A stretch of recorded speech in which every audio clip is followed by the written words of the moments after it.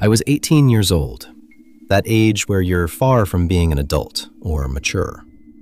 I constantly fought with my parents over nothing and always blew everything out of proportion. That particular day was especially tense, and my parents basically kicked me out for the day. But with my stubborn, childish nature, I decided to prove my point by not coming home at all. I didn't know if it would be one night, a few days, or what the hell I was even doing. Clearly, I wasn't thinking things through. I was just pissed off. After wandering around town for a while, kicking rocks and finally calming down, I realized the sun had set and I needed somewhere to sleep for the night. I had a few friends who would definitely let me crash, but I knew their parents would call mine and things would get even more complicated. So I wanted to avoid that. Again, I was being a complete idiot. The first place I thought of where I could be alone was an old house that had been abandoned for years. I'd explored it with friends a few times years ago. During the day, it wasn't that scary, just an old, empty house. I figured I'd check it out, maybe even stay the night, even if I didn't sleep and just stayed awake all night. I started walking toward it. It sat on a normal street, but the road leading to it had been cut off years ago and marked as a dead end. Beyond that dead end was the overgrown entrance to the property. I arrived around 10 p.m. Obviously, this was illegal, so I kept looking around the whole way and made sure no one was watching before slipping through the gate onto the property. The place was surrounded by trees, so once I was inside, I felt safe. The house was buried in overgrowth. I could barely see it until I was right next to it, as every inch was covered in vegetation, like the forest was swallowing it from the ground up. But from what I could see, it looked exactly as I remembered from years ago. The broken door I'd gone through last time still hung loose, and inside looked virtually untouched. Honestly, being there at night was terrifying. It was pitch black. All the other doors and windows were boarded up tight. The moment I stepped inside, I knew for certain I would never be able to sleep here. But I was curious enough to stay and look around a bit more. I didn't really know what I was looking for. Just anything interesting, I guess. I'd only been inside a few minutes, had just reached the staircase and started climbing upstairs when I heard a few creaks on the floor where I'd just been standing. I froze. That was definitely footsteps. And after a short silence, I heard a door open somewhere near the side of the house, right where the door I'd entered through was. I felt a cold chill run down my spine, knowing whoever was down there was standing at my only exit. I stood frozen on the stairs, waiting to see what would happen. I still hoped that maybe this person didn't know I was here and would go back into some room so I could sneak out quickly. But what was even scarier and more concerning than hearing them move around was not hearing them move at all anymore. It was like they were waiting for me. After about 10 agonizing minutes, I started thinking there was no way they weren't moving. Maybe they'd gone back into a room silently, or maybe there was no one here at all. I'd just misheard, and the door opened by itself. Either way, I had to leave, even if it meant running past someone to bolt straight out the door. I quietly stepped down the stairs and looked around the corner. No one there. Then I moved to the next corner, looking toward the open doorway. A man was standing right in front of the door, staring directly at me. Before I could react, he called out, telling me to stay right where I was. It was dark, but I could see he wasn't wearing normal clothes. He was wearing a uniform, and I immediately recognized it as a police officer. "You shouldn't be here, kid. How'd you end up in this mess?" His voice was deep but slightly slurred, like he was drunk. I stammered an apology and said I'd leave immediately. He stood still, as if thinking about my answer, before taking a step toward me. "You here alone?" The way he said it made me shudder. And now that he was closer, something about his uniform looked wrong. Shadow covered his entire body, including his face, but I could still tell the outfit didn't look right. It looked ragged and loose.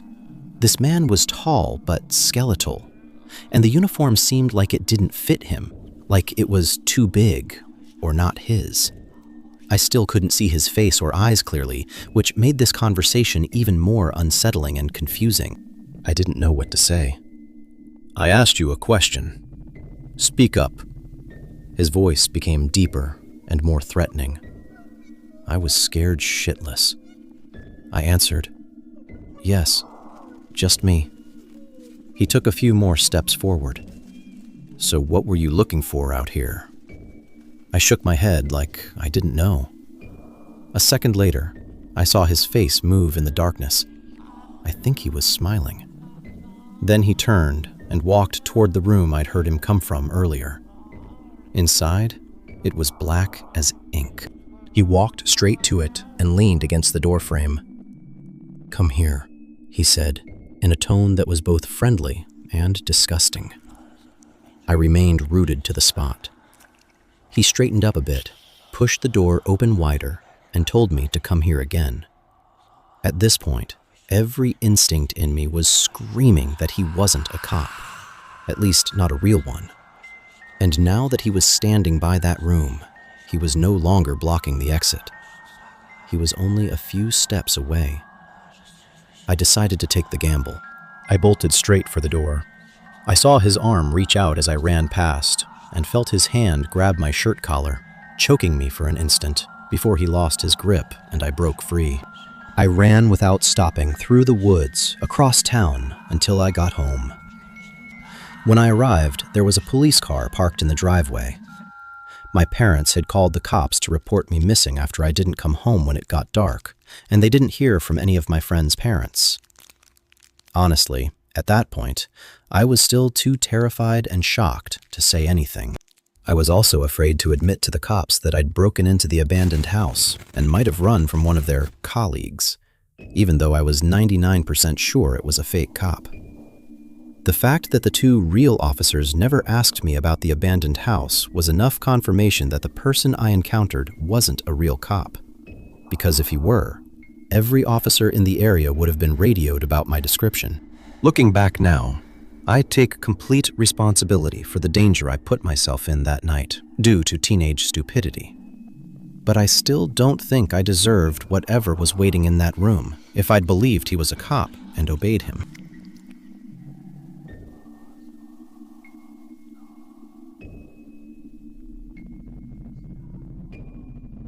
For the first 20 years of my life, I lived in a small rural town in Nebraska. It was peaceful, and nothing ever happened. Honestly, it was an incredibly boring place to live, especially for a kid, because there was absolutely nothing to do.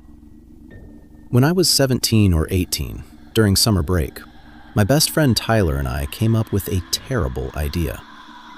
On a complete whim, we decided to explore an abandoned place on the outskirts of town. Everyone in town knew about it. I think it was the only truly abandoned structure in the area. But aside from exaggerated stories and rumors, all Tyler and I really knew was that it had been an old farm from the early 1900s, sitting on a massive piece of land, something like 500 acres. The owners had died decades ago, long before I was born. The county had bought the property but never did anything with it. They just put up fencing and planted signs everywhere saying it was state property, no trespassing. So whenever you drove on those back roads, you could see the old, dilapidated farmhouse sitting right in the middle of a field, slowly rotting away with time. Out of pure boredom, Tyler and I just wanted to go explore it. Even though it was a stupid idea, we had no intention of causing trouble or vandalizing the place. We both grabbed flashlights, took Tyler's truck to the edge of town, parked on the side of the road, and walked about a mile to the farm. We knew the sheriff's department occasionally patrolled the area, so instead of walking straight through the open grass field, we followed the fence line around to the back where it bordered a wooded area. That way, we'd only be exposed in the open for a few minutes. At first, it felt crazy to finally see the house up close, after a lifetime of only seeing it from a distance. All the wood had weathered to a dark grayish black. There wasn't a trace of paint left. Vines and weeds grew all over the walls, but surprisingly, it still looked relatively solid. The roof and walls showed no signs of collapse. We quickly made our way to the side of the house and found an open window to climb through. We didn't even bother trying the front door, figuring it would be locked and still wanting to stay quiet. I went in first and pulled Tyler in after me. Then we both stood still for a moment by the window, shining our flashlights around and listening. You could see dust particles floating in the air under the flashlight beams, and inside was completely silent. After a few seconds, we started walking around. The floor felt solid, but still sagged and creaked with every step. Tyler and I kept looking at each other with each footfall. I think we both had a deep sense of unease about this place once we were actually inside, but neither of us said anything for the first few minutes until Tyler suddenly whispered my name. "Jake, come look at this. What is that?" He pointed up at the ceiling. Between the floorboards above us, there was a faint orange glow filtering through cracks in the wood. It wasn't even really illuminating anything. You could only see it if you stood directly beneath it. We both found it strange and were also very curious. How the hell could there be light here after all these years? We should have known to get the hell out right then, but instead, we slowly made our way upstairs. Upstairs was just a hallway with a row of doors that I assumed led to bedrooms. All of them were closed.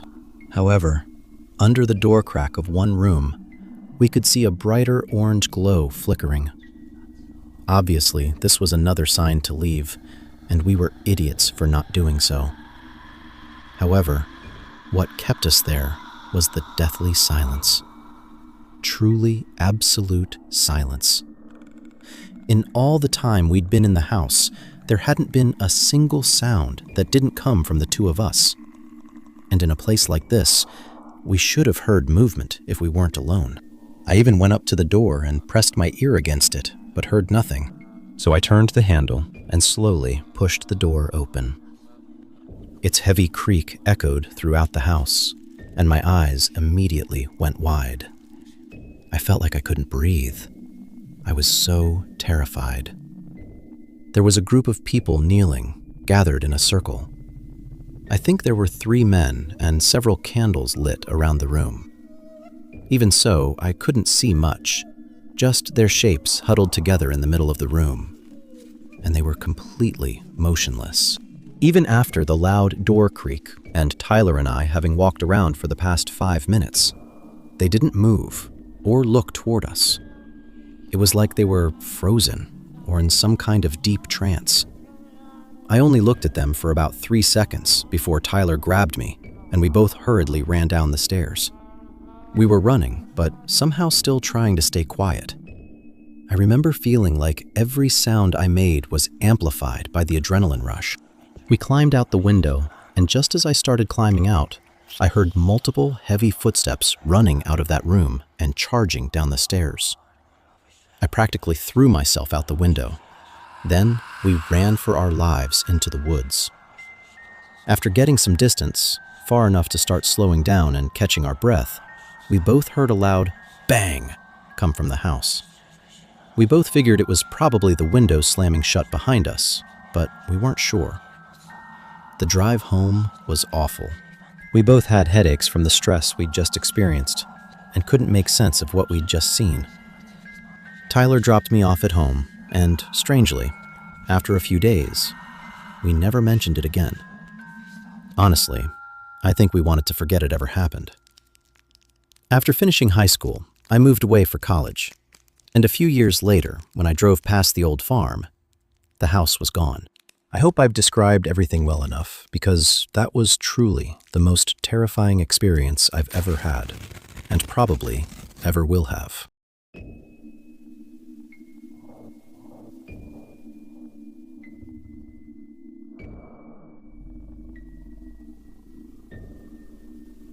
This happened while I was traveling along the West Coast with the sole purpose of completing a series of backpacking trips. I'd spent an entire month planning a series of trails. They were all normal hiking and camping routes, except for one place. A friend of mine, who's also really into adventure and camping, told me about an abandoned mining town that sounded incredibly interesting. Out west, there are tons of old mining towns scattered around from the various gold rushes. By this point, I'd passed through dozens of places like that. But this one was different. It wasn't located in the desert or on the side of some dry, rocky hillside. This town was in the mountains, buried deep in the forest. Something truly rare that meant places like this almost never got visited by regular people or tourists. So if you were looking for pristine, untouched, abandoned structures, this was the Holy Grail. It sounded really cool, and it was only a few miles off one of the trails I was already hiking, so it seemed worth the climb up to check it out. After seeing it, I'd just hike back down to the campsite on my trail. I arrived around noon. The sky was overcast, which definitely made the abandoned town look more unsettling. But it was one of the coolest things I'd ever seen. Because the forest had time to regrow around the town, all the small wooden cabins were now almost part of the forest itself. It was clearly abandoned, left behind and untouched for over a century. You could even tell that no one had really visited or explored it. There were no trails or pathways between the houses. Everything was quiet and still. I walked past the first few houses and came to one that was fairly intact. Inside, there was even some old furniture, a wooden rocking chair, and a few wooden shelves. I wandered around there for another half hour. As I walked, I had this creeping feeling wash over me. The kind of feeling that made me turn around and constantly check behind me, like someone was hiding and watching. But it was easy to reassure myself that it was just the inherently creepy nature of being alone in a forgotten mining town.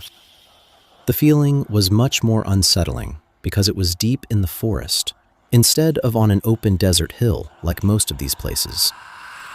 When I reached the end of town, there was a clearing between the tree canopy, and right there in the mountainside was the mine entrance. It was crazy how immediately dark it became inside. Standing outside looking in, I could only see about 5 feet into the tunnel before everything was swallowed by pitch blackness. Before stepping inside, I stood at the entrance for a minute. There was a sound coming from inside the mine, a low, continuous rumbling, almost a droning, like something echoing throughout the entire tunnel system. It was extremely unsettling, like I could feel it vibrating inside me the closer I got to the entrance. It gave me a sense of dread that genuinely panicked me. My eyes also felt strange, staring into that absolute darkness for too long.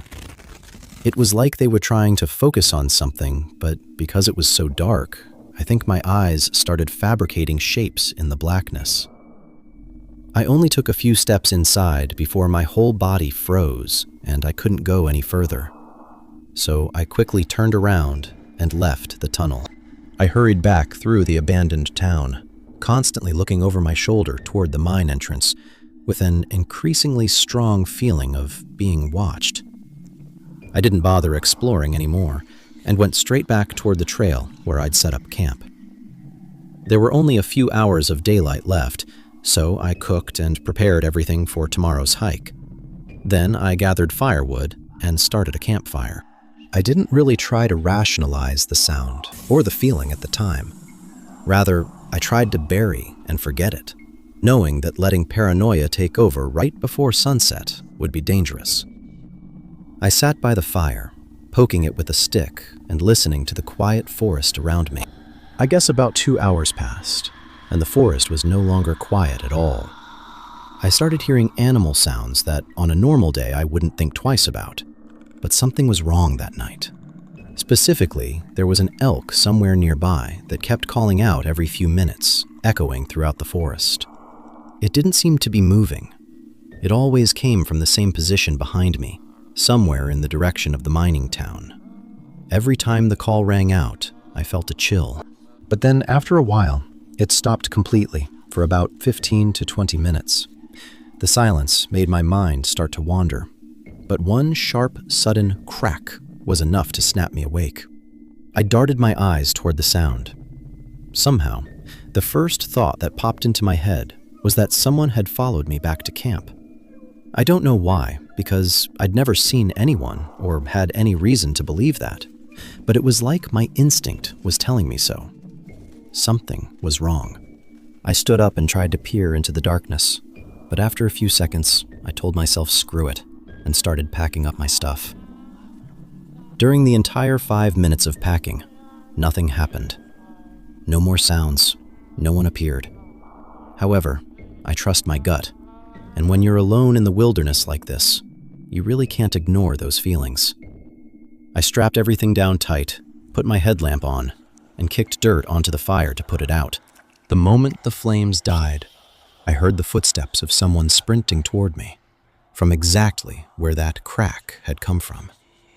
My headlamp didn't shine far enough to see anything, so after a split second, I just turned around and started running along the trail. I ran for a while, but I never heard the person chasing me on the trail. It seemed like they'd stayed behind after I ran. I honestly couldn't believe my gut had been right the whole time. Someone had been out there, watching and observing me the entire time. The hike down wasn't too bad, but not sleeping made it harder than usual. I got to my car early in the morning and got the hell out of that forest. I told my friend, the one who'd mentioned this place, about what happened. He thought I was a bit crazy, though he said he'd never actually gone all the way to the tunnel entrance or camped nearby afterward. But he also said the elk I heard might have been calling because it saw someone in the forest and was using that call to assert territory, which, in hindsight, should have been a sign for me to leave earlier. Either way, that mining town is best left alone and forgotten. The thing that still haunts me most isn't just that someone was out there. It's wondering who they were, what they were doing in that abandoned town, and what they wanted. Were they living in those old cabins? Hiding in the mine? Had they been there for days, weeks, or years? And that sound from the mine, that low, continuous droning. I've tried to convince myself it was just wind traveling through the tunnels, or old equipment still vibrating from some geological shift. But deep down, I know it was something else. Something that didn't want to be disturbed. My friend later did some research and found old newspaper articles from the 1920s about the town. Apparently, there had been a cave-in that killed 17 miners. The rescue operation was abandoned after 3 days because they kept hearing strange sounds coming from deep in the collapsed tunnels. Sounds they described as like singing, but not human. The mine was sealed, the town evacuated, and everyone moved on. Except someone, or something, went back. I've done a lot of solo camping since then, all over the country, but I've never gone back to that part of the mountains, and I never will. Some places are abandoned for a reason, and some of those reasons are still there, waiting in the dark.